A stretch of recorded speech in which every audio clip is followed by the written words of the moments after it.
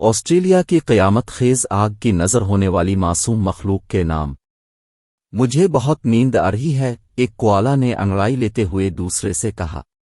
ہاں سو جاؤ، میں بھی سو رہا ہوں، پھر اٹھ کر کھانا کھائیں گے، دوسرے کوالا نے جمائی لیتے ہوئے کہا۔ ابھی انہیں بیٹھے ہوئے اور اونگتے ہوئے زیادہ دیر نہیں ہوئی تھی کہ اچانک دور سے شور شرابے کی آوازیں آنے لگیں۔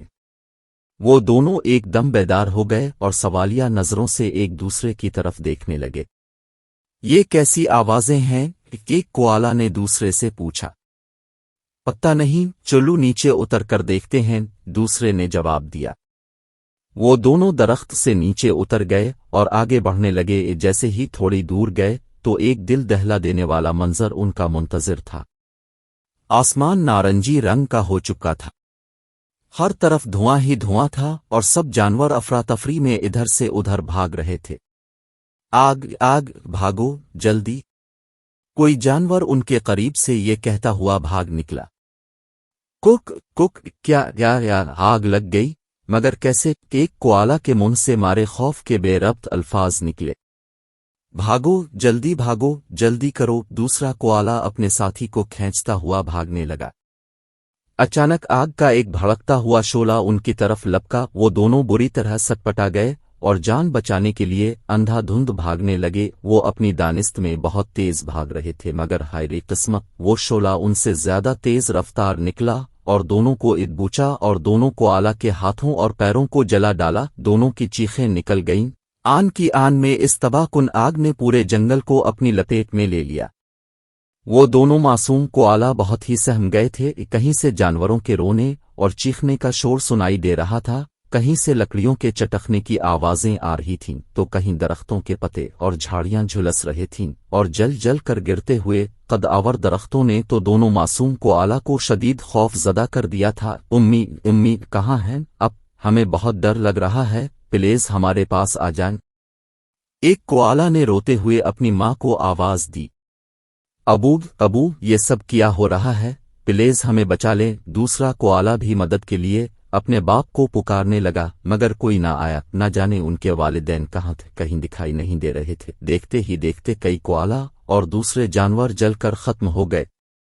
وہ دونوں معصوم کوالا ڈرے سہمے بھاگتے رہے اور شدید خوف میں مبتلا ہوتے رہے۔ جان تو سبھی کو پیاری ہوتی ہے، آخر ایسی خوفناک آگ انہوں نے کبھی نہیں دیکھی تھی۔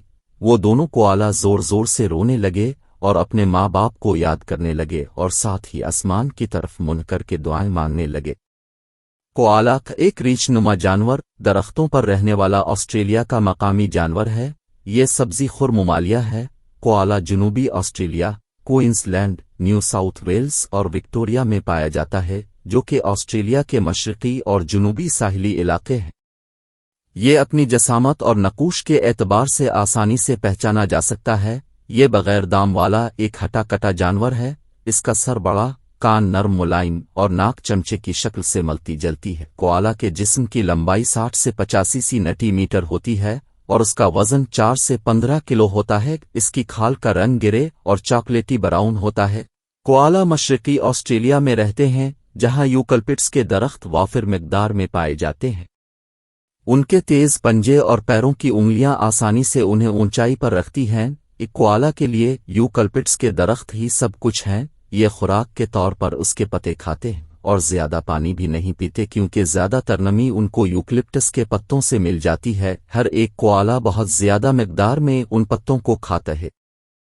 جنگل کی اس خوفناک آگ سے جنوبی آسٹریلیا میں کم از کم 25,000 کو الا موت کے منہ میں چلے گئے، جس کے نتائج اتنے تباہ کن ہیں کہ کوالا کی نسل کی ختم ہونے کا خطرہ ہے۔ یہ گول مٹول روئیں والے ممیلین جانور 1920 اور 1930 کی دہائیوں میں اپنی کھال کے لیے وسیع پیمانے پر شکار کیے جاتے تھے، اور اس کے علاوہ دیگر ماحول دشمن اقدامات سے ان کی آبادی بہت کم ہو کر لاکھوں سے ہزاروں کی تعداد میں ہو گئی تھی۔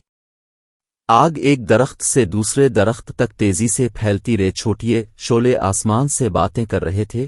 دونوں ننھے کوالا امید و بیم کی کیفیت میں خوف و ہراس کا شکار ہو کر بیٹھے تھے کہ اچانک انہوں نے کچھ انسانوں کو اپنی جانب آتا دیکھا۔ ارے وہ دیکھو، کچھ لوگ ہماری طرف آ رہے ہیں، ایک کوالا نے دوسرے سے کہا۔ یہ لوگ کیوں آ رہے ہیں؟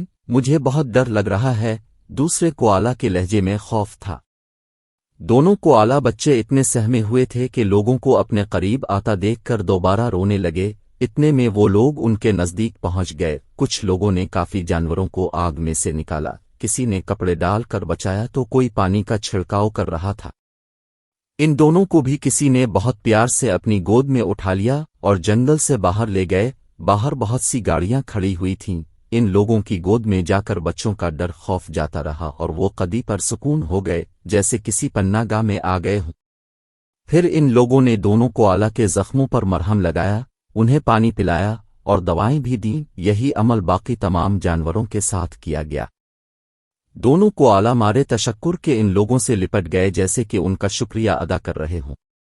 پھر ان دونوں کوآلا اور دوسرے جانوروں کو گاڑی میں بٹھانے کے بعد کچھ لوگ پھر سے جنگل کی طرف چلے گئے اور کچھ وہیں موجود رہے۔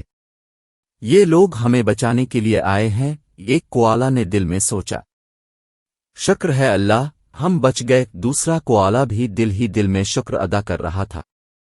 تھوڑی دیر بعد پھر بہت سارے لوگ ایک ساتھ آتے دکھائی دیے۔ جب وہ سب ایک جگہ جمع ہو گئے تو انہوں نے قطاریں بنا لیں اور پھر زمین پر جھک گئے۔ ارے کیا کر رہے ہیں یہ لوگ؟ اب دونوں کوئلے حیران پریشان ہو کر سوچے جا رہے تھے۔ پھر انہوں نے ان لوگوں کو آسمان کی طرف ہاتھ اٹھاتے ہوئے دیکھا۔ یہ لوگ دعا مانگ رہے ہیں، ایک کوآلا نے دل میں کہا۔ اور پھر دعا ہو گئی قبول، موسم بدلا اور بارش ہونے لگی۔ یہ مسلمان تھے جو بارش کے لیے اپنے رب کے حضور نماز استسقا پڑھ رہے تھے، اور اللہ تعالیٰ نے ان کی دعائیں سن لیں۔ نماز استسقا بارش کے لیے پڑھی جاتی ہے۔ جنگل کی آگ اب صرف بارشوں سے ہی روک سکتی تھی۔ اس نماز میں مسلمانوں کے ساتھ یہودی اور عیسائی بھی شامل ہو گئے تھے کہ اب دعا کے سوا کوئی چارہ نہیں تھا۔ بے شک انسان کے پاس تمام تر سہولیات ٹیکنالوجیز موجود ہیں، مگر کبھی کبھی ایسی ناگہانی آفات آ جاتی ہیں کہ انسان بے بس ہو جاتا ہے اور سوائے اللہ تعالیٰ کی کوئی مدد نہیں کر سکتا۔ اب بھی مسلسل بارشوں کی ضرورت ہے تاکہ جنگل کی آگ مکمل طور پر بجھ جائے، اس لیے دعاؤں کی بہت ضرورت ہے۔ آئیے ہم سب بھی اللہ کے حضور دعا مانگتے ہیں کہ اللہ ان معصوم جانوروں پر رحم کرے اور جنگل کی آگ بجھ جائے، آمین۔